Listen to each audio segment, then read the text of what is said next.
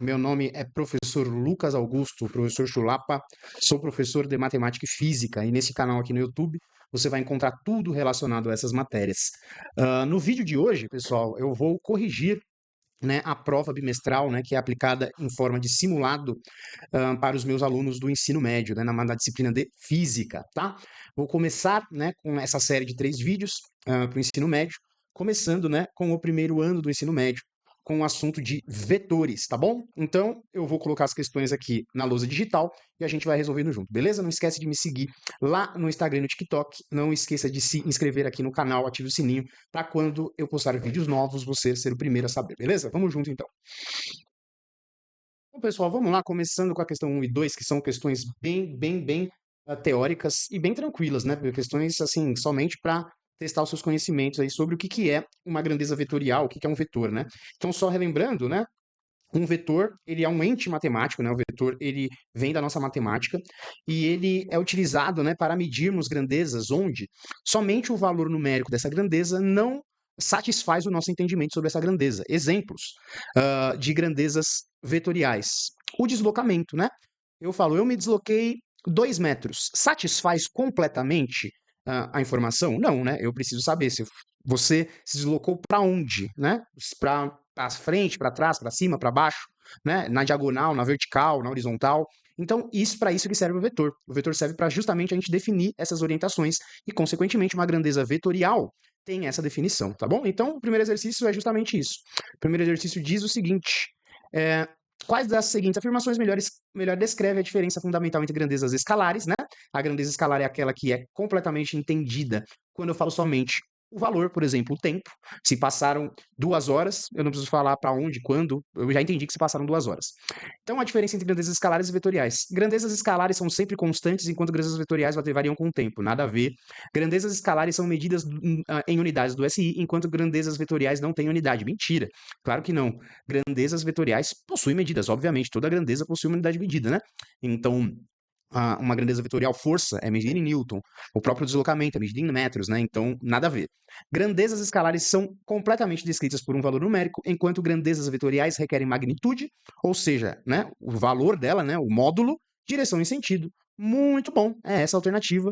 C de Corinthians, né? Como eu costumo falar para os meus amigos. E aí, pessoal, a questão 2 é sobre a soma de vetores, não é isso? Então, existem dois métodos, né, de soma de vetores que a gente estuda, né, no ensino médio, os mais tradicionais, que são o método do polígono e o método do paralelogramo, né?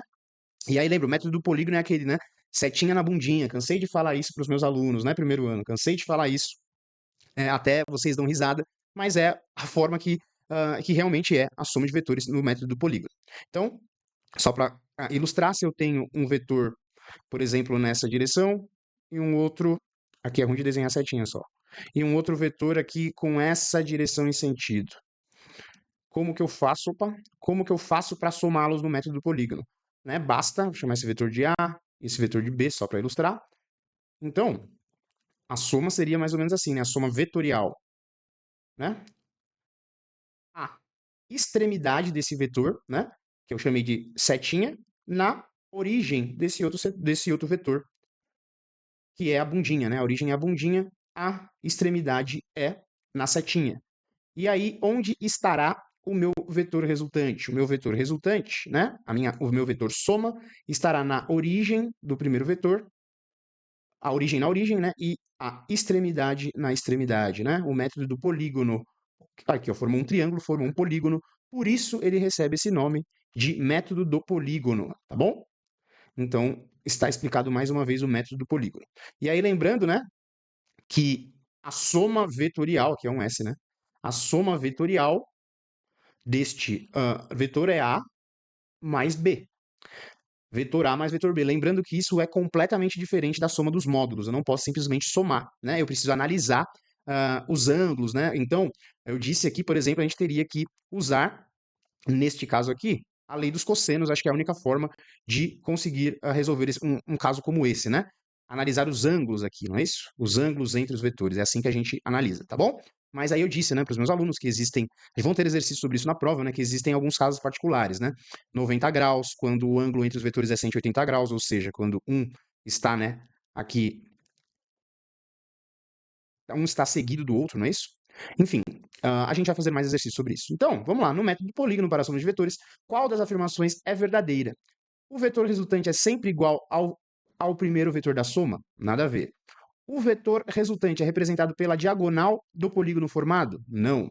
O vetor resultante é obtido ligando-se a origem do primeiro vetor à extremidade do último vetor. Exatamente isso, né? A setinha na bundinha, né? Então, ó, o vetor resultante é obtido ligando-se à origem do primeiro vetor, tá vendo aqui, ó? Setinha aqui, ó, a origem com a origem, uh, extremidade com extremidade. Mas como que eu faço isso, né? Antes disso, eu preciso ligar setinha na bundinha em todos os vetores. Aí eu vou lá no primeiro, coloco origem com origem, vou lá no último, coloco extremidade com extremidade. A alternativa C é a correta. De novo, juro para vocês que não é de propósito, C de Corinthians, né? Então vamos fazer mais exercício, vou colocar na tela aqui rapidão, só um minutinho. Então, pessoal, vamos analisar esse exercício 3 aqui? Vamos lá. É um exercício de algum vestibular, né? Eu não esqueci de colocar a fonte aqui. Então, aqueles primeiros exercícios, os dois primeiros eram de graça praticamente, né? Então, era leitinho materno, né? Agora vamos começar a comer comida de verdade, como eu costumo brincar com os meus alunos. Olha lá. Na correção ortodôntica de uma arcada dentária, foi passado um dos dentes caninos um elástico. As extremidades desses elásticos foram amarradas a 2 molares, um de cada lado da arcada, conforme a figura abaixo. A tensão no elástico é de 10 newtons. Tensão é uma força, tá bom? E o ângulo formado pelas partes do elástico é de 90 graus. Aí, pessoal, 90 graus, tranquilo. Nas figuras 1 e 2 estão representadas as duas possibilidades para a direção e o sentido da força resultante, a FR, que está atuando sobre o referido dente canino. Assinale a opção na qual se indica corretamente a figura que representa o vetor resultante de sua intensidade. E sua intensidade. O valor de sua intensidade, perdão. Então, pessoal, né, o textinho aqui só para encher linguiça, o importante é você entender que a tensão é de 10 newtons, mas está falando aqui na nossa tela. Pessoal, e aí ele diz o seguinte, ó. Qual das duas figuras indica o vetor resultante? Pessoal, lembra que a gente tem dois métodos, né? O método do paralelogramo e o método do polígono, tá bom? Pessoal, mas qual é o método do polígono? Eu acabei de explicar, setinha na bundinha. Tem algum setinha na bundinha aqui? Não tem, né, pessoal? Não tem nenhum setinha na bundinha aqui, tá vendo? Aqui, ó, setinha com setinha, setinha com setinha. E esse daqui tá totalmente errado, né, pessoal? Olha lá. Setinha com setinha, olha aqui, o vetor resultante tá setinha com setinha, era só você saber as duas possibilidades de soma de vetores. Então, essa figura já não pode ser. Não é a figura 2. Então, tudo que tem figura 2, já era. A gente já está entre a A e a C. Agora, a gente tem que analisar esta imagem aqui, ó. Vamos focar nessa imagem. Então, ó, tem um vetor de 10 newtons, um vetor de 10 newtons. O vetor resultante está corretamente ligado aqui, né? Origem, né? O que a gente faz no método do paralelogramo, não é isso aqui que a gente faz? A gente projeta esse vetor aqui, não é isso? E a gente projeta esse outro vetor aqui, e vai formar um paralelogramo. Por isso que nós temos o nome de paralelogramo. Só que aí a gente tem que tomar cuidado, né? Se a gente lembrar isso daqui, ó, vamos lá, 10, 10, consequentemente, esse lado aqui, que é a mesma coisa que é esse vetor aqui, a projeção desse vetor também tem 10 newtons, e esse outro lado aqui embaixo também tem 10 newtons. Ou seja, eu formei um quadrado, certo? E olha lá, a gente tem um quadrado e eu tracei uma diagonal nesse quadrado. Se eu tracei uma diagonal nesse quadrado, eu dividi esse ângulo ao meio. Essa diagonal é a bissetriz do meu ângulo. Lembra que eu falei isso para vocês? Ou seja, qual é este ângulo aqui, ó? 90 dividido por 2, que é 45 graus, né, pessoal? Então, vou redesenhar esse desenho aqui rapidinho, tá? Só para a gente ilustrar. Então, ó, vou desenhar um vetor 10 newtons aqui, e aí o outro vetor formando 90 graus aqui, certo? E aí, ó, traçando, né, traçando aqui as projeções, formei um quadrado, e aí eu vou ter o vetor resultante aqui. Só estou redesenhando, né, o meu desenho aqui para a gente enxergar um pouquinho melhor, tá bom? E aí lembra que agora eu tenho dois ângulos distintos aqui, um de 45 e outro de 45, certo? Pessoal, olha lá. Aqui tem 10 newtons, aqui tem 10 newtons, e eu quero descobrir a força resultante. A minha força resultante. Pessoal, né, a gente quer descobrir o valor da força resultante, né? A soma vetorial é F1 mais F2 normalmente, mas lembra que eu falei que o módulo é diferente, depende do ângulo, depende da posição dos vetores? Aqui eu tenho 45 graus entre o vetor FR e esse lado, né? Então a gente pode aplicar a trigonometria, né, pessoal? Trigonometria, que você podia, né, pensar um pouquinho, opa, tem raiz de 2 aqui, então não deve ser tão simples assim, eu preciso dar um jeito aqui de aparecer essa raiz de 2. E pessoal, se você lembrar dos ângulos notáveis, você lembra facilmente que aparece várias raízes de 12, né? Então, 45 é um ângulo notável. Então, ó, nós primeiro precisamos definir quem é cateto e quem é hipotenusa. Então, ó, claramente a hipotenusa, né? A hipotenusa é o lado do triângulo retângulo, né? Que formou aqui, que é oposto a esse ângulo, então FR é a hipotenusa. O 10 newtons é o meu cateto adjacente, levando o ângulo de 45 graus como referência, e esse outro 10 newtons é o meu cateto oposto, né? Levando como referência. Aí você escolhe se quer fazer por seno ou cosseno, tanto faz. Que, aliás, seno e cosseno de 45 têm o mesmo valor, não é isso? Que é quanto? Raiz de 2 sobre 2. Então, tanto faz. Seno de 45 graus é igual a cateto oposto, né? Sena corre, cateto oposto, que é 10, sobre a hipotenusa, que é força resultante. Multiplica em cruz. Aqui, se você quiser já transformar, você transforma a raiz de 2 em 1,41, mas eu acho besteira. Eu vou fazer com raiz de 2 mesmo, até porque muitos vestibulares deixam em termos de raiz de 2, então você precisa saber trabalhar com a aritmética básica, tá bom? Então, ó, passando esse cara dividindo, né, ou dividindo os dois termos por raiz de 2, eu vou chegar nisso daqui, né? 20 dividido por raiz de 2. O que, que eu tenho que fazer aqui, pessoal? Racionalizar, né? Não posso ter uma raiz no meu denominador. Racionalizando, isso daqui vai dar 20 raiz de 2 dividido por 2, né? Porque raiz de 2 vezes raiz de 2 é raiz de 4 é 2. Isso daqui vai ser 10 vezes a raiz de 2. Aí sim eu posso substituir. 10 vezes 1,41. 10 vezes 1,41. Olha lá, chegamos no resultado, né? Só mover a vírgula uma casa. 14,1 newtons, né? Porque estamos falando de força. Então, a alternativa A de amor é a alternativa do exercício 3 do simulado do Colégio Simetria, tá bom? Primeiro ano do ensino médio. Vamos para a questão 4. Pessoal, questão 4 e questão 5, vamos fazer, ó. A questão 4 diz o seguinte: dois vetores perpendiculares entre si. Opa, eles estão perpendiculares entre si. O que é perpendicular mesmo? Um está na vertical e o outro está na diagonal, não, perdão, na horizontal, não é isso? Então tem um vetor aqui e eu vou fazer o outro vetor aqui, ó, setinha na bundinha. Eu vou fazer o método do polígono. Aqui forma um ângulo de 90 graus, né? E onde vai estar a minha resultante, né? Porque ele pergunta exatamente isso. Ele pergunta qual é a magnitude desse valor, desse vetor, qual é o tamanho do vetor, né? Qual é o módulo do vetor. Pessoal, olha só que difícil. O vetor resultante está aqui. Ângulo de 90 graus, entre eles a gente aplica o quê? O teorema de Pitágoras. E olha só, gente, uma questão de graça. Um vetor tem 3 unidades, outro 4 unidades. Pessoal, triângulo pitagórico, né? Triângulo pitagórico. Obviamente aqui vão ser 5 unidades, né? Alternativa A. Se você não lembrasse, né, do triângulo pitagórico, só você fazer o teorema de Pitágoras, né? Então, hipotenusa ao quadrado, que é o R, é igual a 3 ao quadrado mais 4 ao quadrado. Hipotenusa ao quadrado é igual à soma do quadrado dos catetos, não é isso? Então, R ao quadrado vai ser 9 mais 16 dá 25. E a raiz de 25, obviamente, é 5. Pessoal, exercício muito tranquilo mesmo. Era só você saber interpretar o que são vetores perpendiculares, beleza? Olha lá, agora olha a diferença desse exercício. Dois vetores A e B formam um ângulo de 60 graus entre si. Se A é igual a 4 unidades e B igual a 2, aqui eu lembro que eu corrigi, né, na prova, não é 2 raiz de 3, é 2, e as alternativas aqui é 4 raiz de 5 e 2 raiz de 5, certo? Eu corrigi isso na prova. Então, pessoal, agora, ó, o único jeito de eu fazer isso é pelo, ele quer saber também a magnitude do valor resultante, o valor, né, do ângulo, o valor, perdão, do vetor, o módulo. O único jeito de eu fazer isso é pelo método do paralelogramo, não é isso, ó? Então aqui eu tenho um ângulo de 60 graus, é um ângulo de 60 graus entre eles, não é isso? Um vetor tem 4 unidades, outro vetor tem 2 unidades. O meu vetor resultante, a gente sabe que está aqui no meio, né? Mas antes eu vou traçar, né, as minhas projeções, né? Então, vou fazer bem feio aqui, tá, pessoal? Só para dar certo rapidinho aqui. Beleza, a gente sabe que o vetor resultante está aqui, né? Lembra que eu falei na prova, vocês levarem régua, ia ser mais fácil? Pronto, cuidado, não vai achar que isso aqui é bissetriz, hein? Não é, beleza? O vetor resultante é esse aqui. Eu resolvo isso pelo meu teorema dos cossenos, certo? Lembra que eu coloquei também a fórmula na lousa? Mas o teorema dos cossenos diz o seguinte, né? Que o vetor S ou R aqui ao quadrado vai ser igual a um vetor A ao quadrado mais um vetor b ao quadrado, mais 2 vezes a vezes b, vezes o cosseno de θ.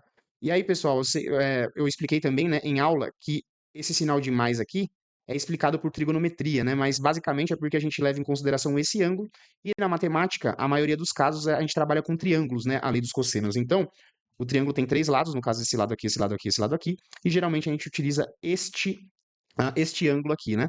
Pessoal, o teorema dos cossenos é super tranquilo. O lado, né, o vetor que você quer descobrir, no caso, ou o lado, seria esse. Eu uso o ângulo entre os outros lados. Se fosse esse, eu usaria o ângulo entre esses dois lados. Se fosse esse, eu usaria o ângulo entre esses dois lados. Basicamente é isso. Como a gente quer descobrir esse cara aqui, né? A gente quer descobrir esse cara aqui do meio, o ângulo é esse daqui entre eles. A regra é basicamente a mesma, tá? Aí, por questões com trigonometria, você consegue explicar o porquê desse sinal. Basicamente porque o cosseno desse ângulo é o inverso desse ângulo, né? Mas dá uma olhada num canal que chama Universo Narrado, tem uma explicação muito boa sobre isso. Ou qualquer canal aí no YouTube também você encontra essa explicação, beleza?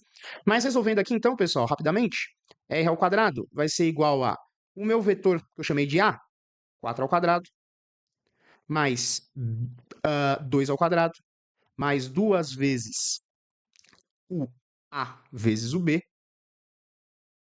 Tanto faz aqui, né? Eu coloquei 2 e 4, mas e 4 e 2 é na mesma. Vezes o cosseno de 60, certo? Então, r ao quadrado vai ser quanto? Vai ser 16 mais 4, mais 2 vezes 2, 4, vezes 4, 16. E o cosseno de meio, o cosseno de 60 é meio, né? Lembrar da musiquinha, né? O cosseno de 60, 3, 2, 1, tudo sobre 2, raiz 2, raiz do 3. O cosseno de 60 é o último, né? A última coluna, a segunda linha, 1 sobre 2, certo? Aí, ó, simplifico 16 com o 2, já vai dar 8 aqui, certo? Então, isso daqui vai ser quanto? 16 mais 4, 16 mais 4, 20, certo? 20 mais 8. Pessoal, acabei de perceber, tá? Então, uma notícia boa para os meus alunos, que o gabarito aqui não tem resposta, né? Ontem eu percebi o erro, né, da fonte de enunciado que eu tenho aqui, e eu tentei ajustar, mas eu fui enganado pelo sinal, né? Eu coloquei como se fosse menos aqui, mas é mais. Então, para a alegria de todos do primeiro ano aí, essa questão está anulada, tá bom? Então, todo mundo tem um ponto a mais na nota do simulado, beleza? Mas eu vou terminar de resolver aqui, que isso daqui vai dar raiz de 28. E aí, raiz de 28, a gente pode fatorar, né? Para a gente deixar deixar essa raiz um pouco mais simplificada.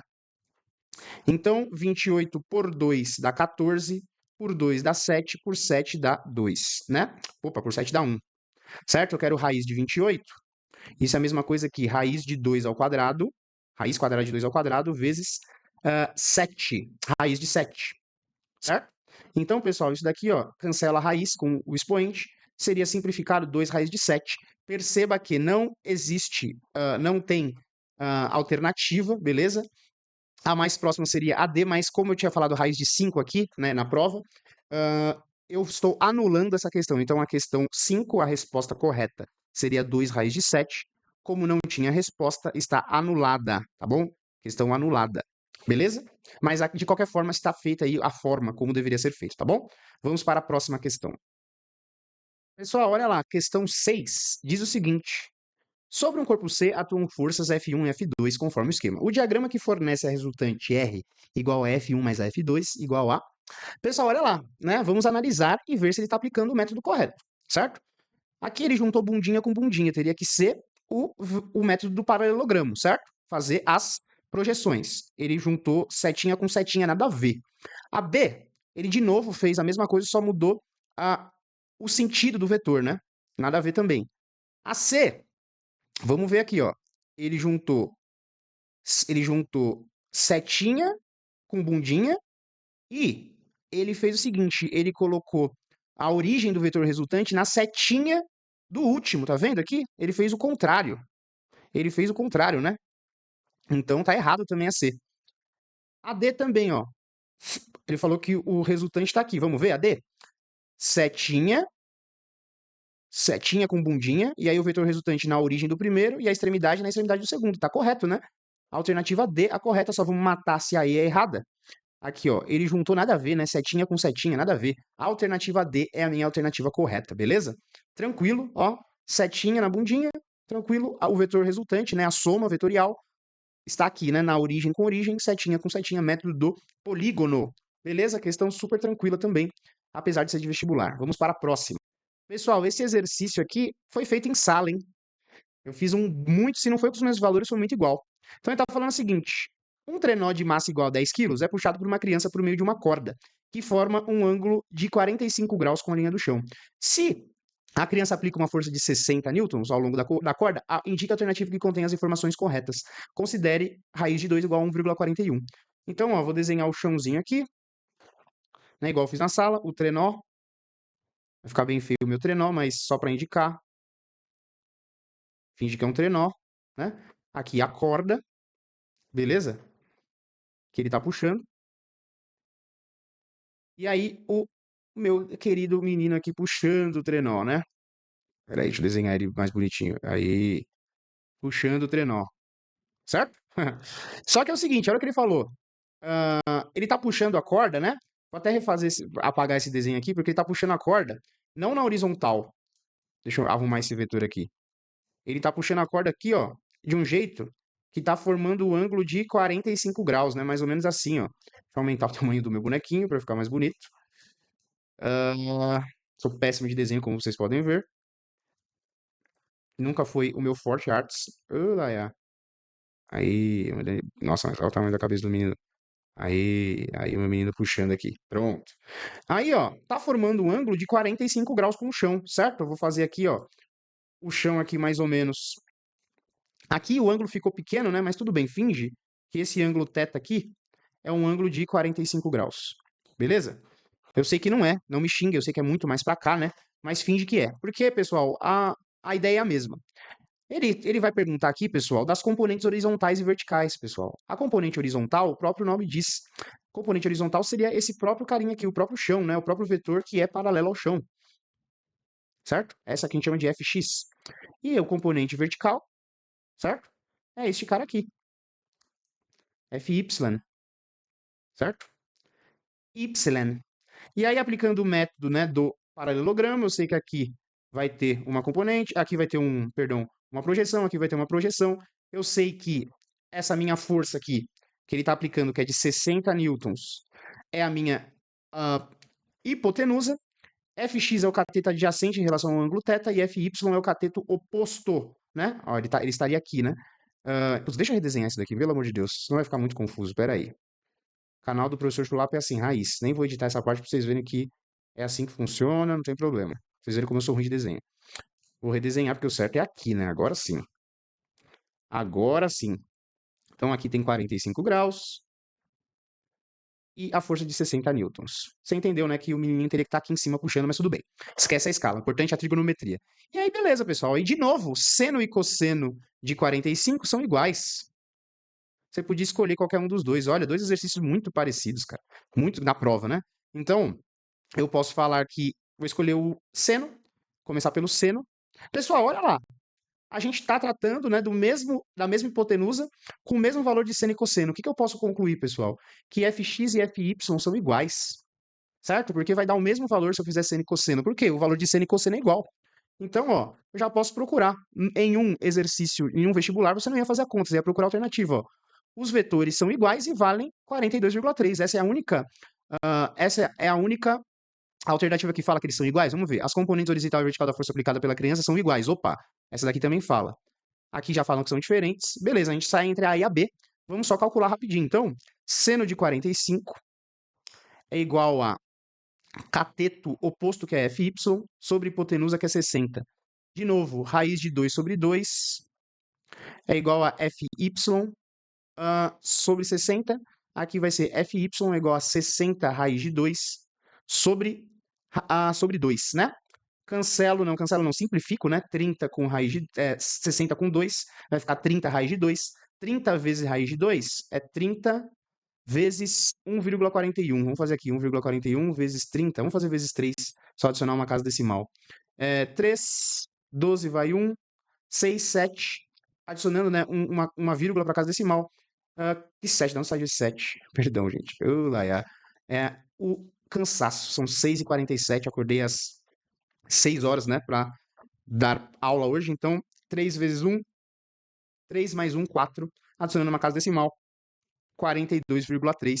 Então a gente já sabe que é a B, a alternativa correta. Os vetores são iguais e valem 42,3, beleza?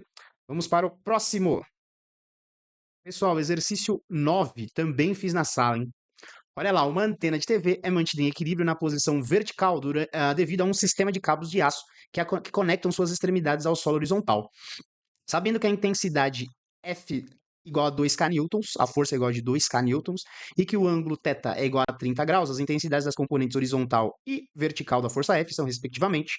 Pessoal, muito tranquilo, né? A componente horizontal está aqui, né? Certo? E a componente vertical está aqui. De novo, o meu F é a hipotenusa, não é isso? O meu F é a hipotenusa, sem problema nenhum. Pessoal, a gente não está falando de resultante agora, lembra disso? A gente está falando de componente. Então, basicamente seria aqui, né? A componente vertical aqui, na realidade, né? E a componente, essa horizontal, e a componente vertical aqui, né? Para baixo. Mas repare que o, a intensidade, o módulo é o mesmo, né? Então não vai fazer diferença nenhuma. Você pode fazer o triângulo retângulo aqui sem problema nenhum. Beleza? Ângulo de 30, tranquilo, né? Eu quero descobrir mais uma vez a hipotenusa, só que agora o ângulo é de 30. Cuidado que não é igual. Então, aqui você vai ter que saber. Para calcular o horizontal, eu vou usar uma coisa, para calcular o vertical, eu vou ter que usar outra razão trigonométrica. Então, ó, o fx ele é o cateto adjacente, né? Cateto adjacente é cosseno. Então, cosseno de 30 é igual a cateto adjacente, que é fx, pela hipotenusa, que é f, que é 2000. Lembra que esse prefixo, né? Esse múltiplo, lembra? Múltiplo, submúltiplo, índice, subíndice. Esse múltiplo aqui, ele vale 1000 K, 1 quilograma, 1000 gramas, né? 1 quilômetro, 1000 metros. Beleza? O cosseno de 30, ele já deu. Só vocês vão trabalhar um pouquinho com números decimais, só para vocês verem como é legal, potência de base 10. Vamos explorar isso daqui. Então, ó, 0,87 vezes 2000 é igual a fx. Pessoal, não vai, pelo amor de Deus, né? Não vai fazer aquela conta com um monte de zero. Aprende a trabalhar com potência de base 10. 87 vezes 10 a menos 2, certo? Que multiplica 2 vezes 10 a terceira, certo? Olha aqui, ó. Aí pronto, mantenho a base das potências de mesma base, não é isso? E somo os expoentes. Aqui a gente já sabe que vai dar vezes 10. 87 vezes 2 vai dar 14, vai 1, 16, mais 1, 17, certo? 17 vezes 10 a primeira, não é isso? Então, ó, 174 na realidade, né? Que 17. 174 vezes 10 elevado à primeira, porque menos 2 mais 3 dá 1. Aí, repara que a resposta está em K-Newton. Vamos converter isso aqui para K-Newton? Eu tenho que deixar vezes 10 a terceira aqui, ou seja, eu tenho que aumentar esse expoente. Para eu aumentar esse número aqui, aumentando o expoente, claro, eu preciso andar casas para a esquerda. Quantas? Cada casa que eu andar, eu aumento uma unidade. Uma, 10 a segunda, duas, 10 a terceira. 1,74 K-Newton é o meu Fx. Então, ó, ele está falando da componente horizontal e vertical, respectivamente. A horizontal primeiro, 1,74, a única alternativa. K-Newton é a E. Nem preciso calcular a outra componente, eu vou calcular aqui por fins didáticos, mas nem precisa, porque já é a E. Então, ó, seno de 30 é igual a Fy sobre 2000. Aqui o seno de y é 0,5, que multiplica 2000, que é igual a Fy. Multiplicar por meio é a mesma coisa que dividir por 2, então isso daqui dá 1000 newtons, que é igual a Fy. 1000 é a mesma coisa que 1K, né? Que K. Então é 1K newton, certinho, alternativa E. O exercício 8. Vamos para o 9. O exercício 9, pessoal, é exatamente a mesma coisa. Olha lá, o vetor posição de um objeto em relação à origem do sistema de coordenadas pode ser desenhado como mostra a figura. Qual é o módulo em metros deste vetor? Então, olha lá, ele quer saber o módulo desse vetor em azul, que eu vou chamar de, sei lá, vetor C de coordenadas, certo? E aí, pessoal, eu vou ter que usar as componentes dele, né, para calcular de novo isso daqui. Então, vamos pensar o seguinte.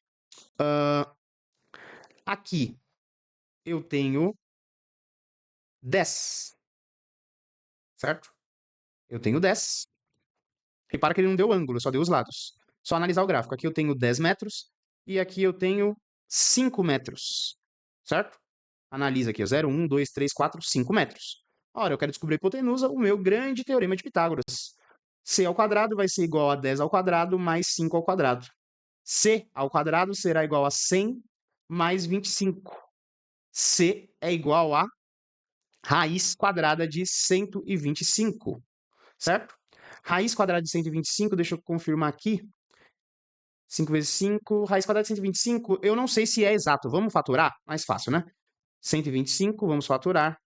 Pessoal, cuidado, né? Vamos ver se esse 125 não é divisível por 3, né? Porque por 2 não vai ser. Por 3, vamos ver 5 mais 2, 7 mais 1, 8. Então vai ser por 5 mesmo.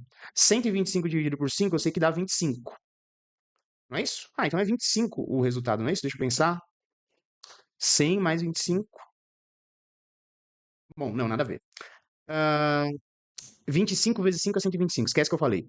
Viajei. 5 por 5. 25 por 5 dá 5. E 5 por 5 dá 1. Não é exata, né? Raiz quadrada de 125 não é exata. Por isso que ele colocou esse raiz de 5 aqui. Então, eu sei que raiz de 125 é igual a 5 ao quadrado que multiplica 5, certo? Raiz disso daqui, né? Então, raiz disso eu posso separar em dois fatores aqui, com duas raízes, né? Em fatores de duas raízes de mesmo índice. Eu sei que 5 ao quadrado, raiz de 5 ao quadrado é 5, né? Corto as raízes, raiz de 5. Então, esse é o C. E aí ele falou para considerar raiz de 5 igual a 2,24. Então, 2,24 vezes 5, 5 vezes 4, 20, vai 2. 5 vezes 2, 10, mais 2, 12, vai 1. 5 vezes 2, 10, mais 1, 11. Duas casas decimais, 11,2. Alternativa D de dado. Beleza? Mais um exercício feito. Vamos para o último exercício. Pessoal, vamos resolver a questão 10. Eu coloquei aquela correção ali porque estava como 5 aqui nas minhas questões, né? Mas foi a 10 do simulado. A última questão do simulado, né? Não sei qual que era a numeração, será 11, 12, mas enfim, vocês entenderam, tá na ordem certinha. Olha lá, são grandezas fundamentais da mecânica comprimento, massa e tempo.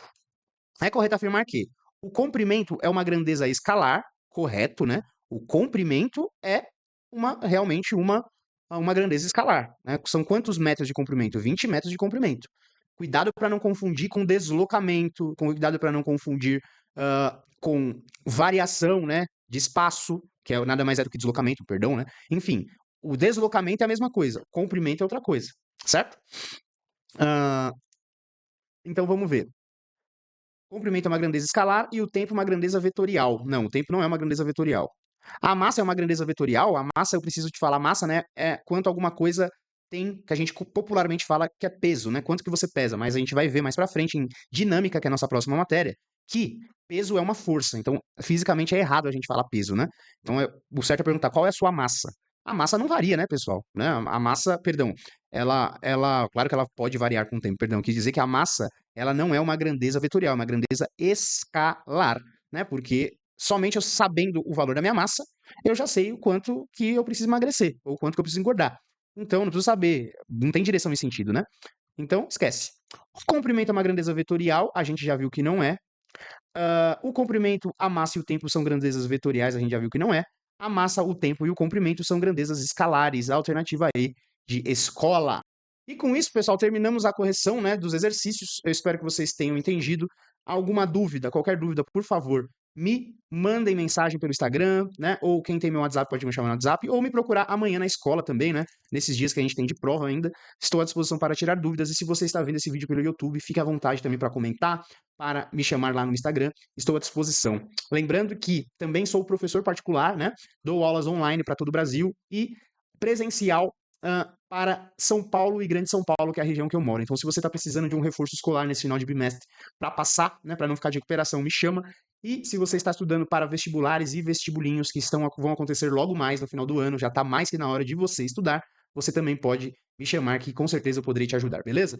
E com isso eu finalizo o meu vídeo. Um abraço, fiquem com Deus!